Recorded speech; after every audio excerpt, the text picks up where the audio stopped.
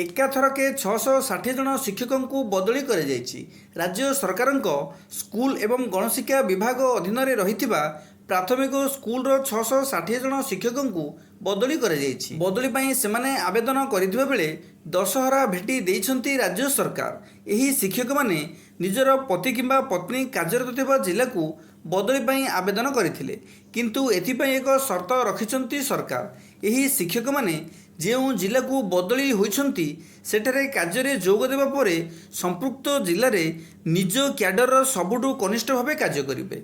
से माने अन्य जिला को जीवा परे निजर वरिष्ठता हराइबे बोली गणशिक्षा विभाग पक्षर निर्देशनामा जारी कर मोट 660 जन शिक्षकों को बदली कर कनिष्ठ शिक्षक और कनिष्ठ शिक्षयित्री निजर चाकरी काल मध्य थरे दंपति ट्रांसफर पाई योग्य हेबे। जदि कौनसी कनिष्ठ शिक्षकों बदली होइथिबो ताहले से प्राथमिक स्कूल शिक्षक भावे लेवल 5 कैडर रे नियमित शिक्षक हेबा परे सेही बदली संक्रांत तथ्य तांको सर्विस बुक रे उल्लेख रहिबो, किंतु एथिपाई टीए डीए मिलिबो नाही।